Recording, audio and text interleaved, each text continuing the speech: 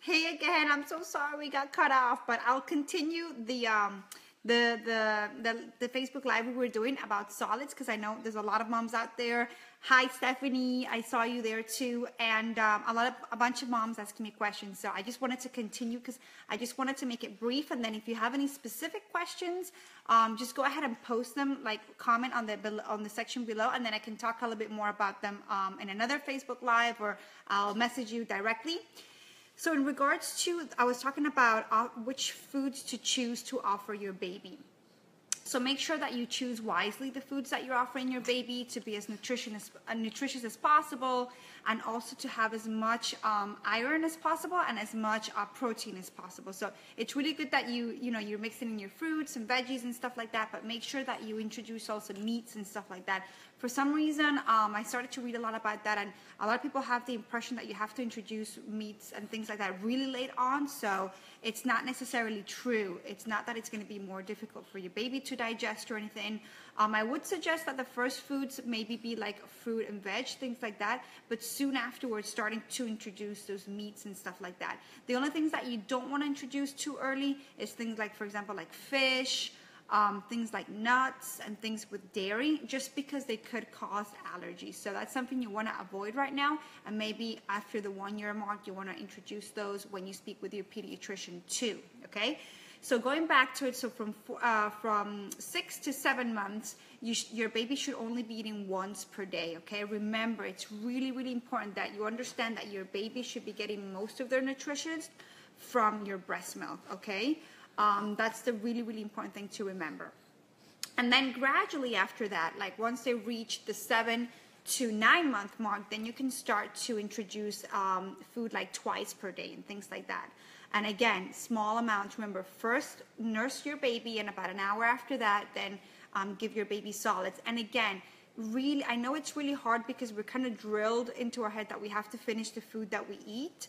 And really, it's really important that you allow your baby to kind of self-control how much food they're taking. The most important thing is that they're nursing, and if they're nursing, then they're good, because that's where they're getting their primary nutrition from.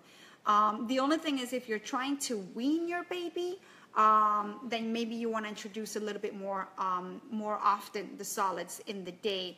And that's something else to think about. Make sure that you are nursing your baby before they eat, because if they're having too much solid, then your milk production is going to be going down. Remember that whole demand and supply thing. If you're not giving your baby as much milk as you were before, your supply will go down. So it's really important, once you start to introduce solids, that your supply doesn't suffer at all. Especially really important that you get to that 1 year mark and your supply is still thriving. So it's really important to take that into consideration. And then from 9 to 12 months, then your baby can be eating, like 3 times per day. That's fine. But remember, as a general rule, 25%, so like a quarter of your baby's intake should still be breast milk. Okay, so really, really important to have that into consideration. Okay, and then in regards to food and things like that too, think about your remember that kind of what you start to introduce your baby to and expose your baby to, they're going to be interested in those things later on. So be as as adventurous as possible. I remember with my first son, with Samuel, I would give him like quinoa, and I would add, instead of adding salt and things like that to his food, I would add like cilantro, parsley, garlic.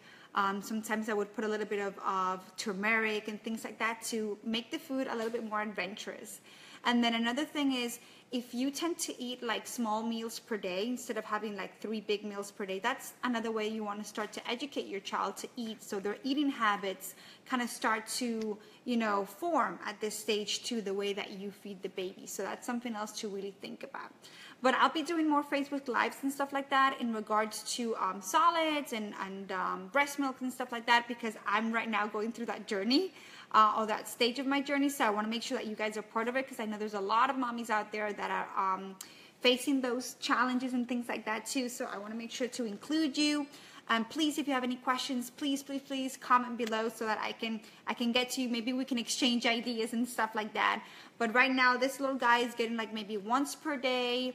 And it doesn't have to be like a regular thing. Maybe skip a couple of days, and then just if you feel that your supply is going down, or you're scared of anything like that, just make sure that you're not leaving your breast milk last. That should be the first thing, just to make sure that your supply is still thriving, and that baby's gonna get the best nutrition possible from your breast milk. No kale or superfood or anything like that can replace the value and the nutrition of your breast milk. Okay, bye mommies.